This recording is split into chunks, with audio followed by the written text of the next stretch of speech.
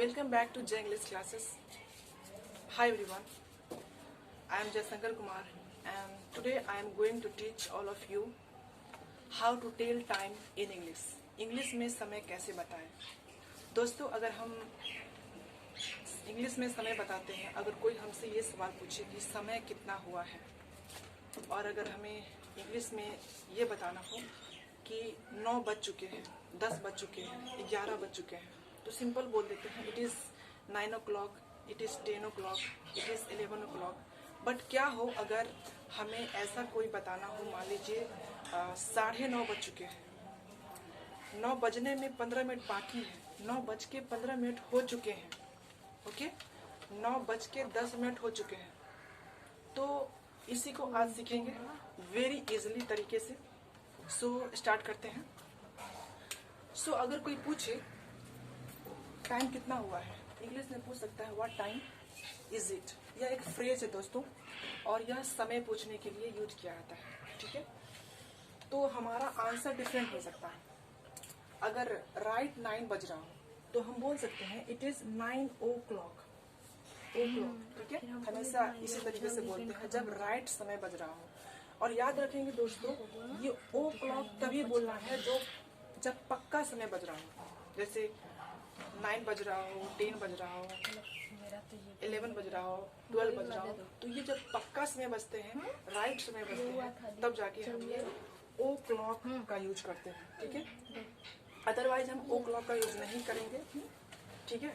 चलिए, हमारा आंसर अगर ऐसा हो, मान लीजिए 9:30 बज चुके हैं, ठीक है, 9:30 बज चुके हैं, तो क्या यूज करेंगे? It is 9:30। अब ध्यान दीजिएगा, ये हाफ क्यों यूज की। अब हम मान लीजिए ये एक घड़ी है, घड़ी के हाफ भाग को अगर हम लेते हैं, ठीक है, ये हाफ भाग है, ये हाफ भाग है, ठीक है। तो हम 2/4 भाग को हम कवर करेंगे, ठीक है। और इस 2/4 भाग को हम 30 मिनट्स एज ए 30 मिनट्स लेते हैं, ठीक है। क्योंकि अगर मिनट का सुई एक बार पूरा एक चक्कर लगाता है तो वो 60 मिनट का कवर मतलब ये करता है। लेकिन अगर हाफ पार्ट को ही कवर करे, तो जैसे कि हम जानते हैं ये हाफ पार्ट को कवर करेगा तो 30 मिनट्स को कवर करेगा, यानी कि 2/4 भाग को कवर करेगा, ओके। तो इसको हम बोलेंगे हाफ, ठीक है। तो यहाँ पे हम हाफ यूज किए। अब ये पास्ट क्यों यूज हुआ?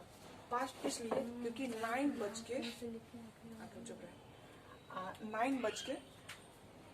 30 मिनट आगे निकल चुका है, ठीक है। 9 बज चुका है, 30 मिनट पहले वो टाइम बीत चुका है ना। जब हमें पता है जब कोई समय बीत चुका होता है वो तो पास्ट टेंस में चला जाता है, ओके। इसलिए हम यहाँ पे पास्ट यूज किए। 9 बज के 30 मिनट आगे निकल चुका है, ओके। तो सो यहाँ पे पास्ट यूज करेंगे हमेशा। इट इज 9:30, ठीक है। यहाँ पे 9 पास्ट हाफ नहीं होगा, ओके। यानी कि 30 मिनट हो चुके हैं 9 बज के, ठीक है। 9 बज के 30 मिनट हो चुके हैं, तो इट इज 9:30। 8 बज के 30 मिनट हो चुके हैं, इट इज 8:30। 7 बज के 30 मिनट हो चुके हैं, इट इज 7:30।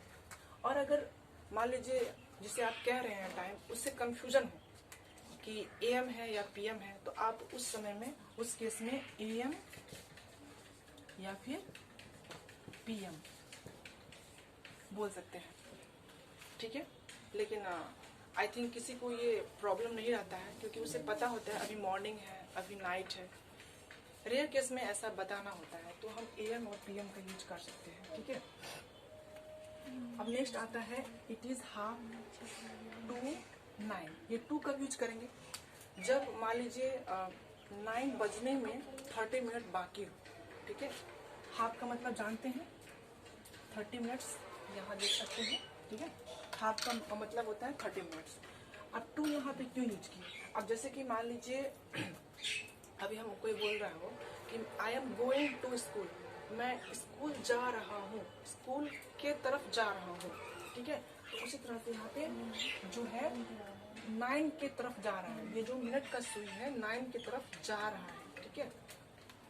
मतलब हालांकि यहाँ पे तो 12 की तरफ जा रहा है, 12 की तरफ, लेकिन अभी 9 बजने वाला है, जिसमें 30 मिनट बाकी है। ठीक है, तो इसलिए यहाँ पे टू का यूज करते हैं। जब समय बजने को है, जैसा जिस चीज़ का यूज करेंगे, अगर वो टाइम अभी नहीं हो रहा हो तो उसके पहले हम टू का यूज करें। ठीक है, इट इज 8:30 मतलब आप इसे हिंदी में ऐसे बोल सकते हैं 8:30 बजे हैं, लेकिन अगर इंग्लिश में बताना हो तो आप यूज करेंगे इट इज 8:30। ठीक है, उस तरह से 10:30 बजे हैं। 10:30 बजने में, सॉरी गाइस, 10 बजने में 30 मिनट बाकी है। It is 9:30। 11 बजने में 30 मिनट बाकी है। It is 11:30। ठीक है, इस तरह से हम बोलेंगे इट इज 9:30। आई थिंक समझ गए होंगे टू यूज कब करेंगे, जब समय बजने को है। ठीक है, तब टू यूज करेंगे। अब चलते हैं क्वार्टर पे। It is 9:15।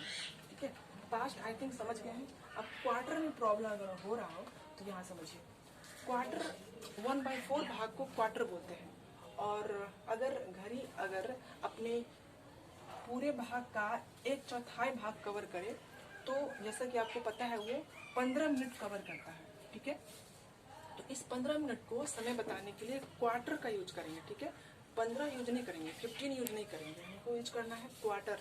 उस 15 मिनट्स की जगह पे क्वार्टर यूज करना है। ठीक है, तो यहाँ पे इट इज 9:15। ठीक है, टू इसलिए क्योंकि वो अभी 9 बजा नहीं है, 9 बजने में 9 बजने में 15 मिनट बाकी है। ठीक है, तो उस 15 मिनट को क्वार्टर यूज करेंगे। और टू इसलिए क्योंकि अभी 9 बजा नहीं है, 9 बजने में 15 मिनट बाकी है। ठीक है, इसलिए यहाँ पे क्वार्टर यूज करेंगे। It is 9:15। आगे आता है, मान लीजिए हाफ सीख लिए, क्वार्टर सीख लिए। अगर मान लीजिए ऐसा कहना हो कि 9:10 हो चुके हैं, तब क्या यूज करेंगे? तो उसके लिए कोई क्वार्टर या हाफ का यूज करने की जरूरत नहीं है। यहाँ पे सिंपल बोलेंगे इट इज 10। 10 से मतलब है 10 मिनट्स। Okay, it is 9:10। सुनने वाला समझ जाएगा कि यहाँ पे क्या बोला जा रहा है। अगर उससे कंफ्यूजन है तो आप लगा सकते हैं इट इज 10 मिनट्स पास्ट 9। ठीक है, अगर कंफ्यूजन हो तो उससे बता सकते हैं it is 10 minutes past 9। Otherwise अगर समझने वाला है, इंग्लिश कैसी जानकारी रखता हो अगर, तो उससे अगर आप ऐसे भी बोलते हैं इट इज 10:09, तो वो समझ जाएगा कि मतलब कि 9:10 हो चुके हैं। ठीक है, तो यहाँ पे पास्ट तो आई थिंक समझ रहे हैं आप लोग। अगर मान लीजिए 9 बजने में 7 मिनट बाकी हो, ठीक है, तो इट इज 7:09 बोलेंगे। ठीक है, इट इज 7:09। 9 बजने में 7 मिनट बाकी है, 9 बजने में 10 मिनट बाकी है, इट इज 10:09। 9 बजने में 17 मिनट बाकी है, इट इज 17:09। सो अगर आप ये चीज समझ चुके हैं तो अपने मेरे कमेंट सेक्शन में आप 10:35 का क्या होगा, अगर आप जान चुके हैं 10:35 को इंग्लिश में क्या बोला जाएगा, आप कमेंट सेक्शन में जरूर से बताइएगा हमें। अगर वीडियो अच्छी लगी हो तो वीडियो को लाइक करें और शेयर करें अपने फ्रेंड्स ग्रुप में।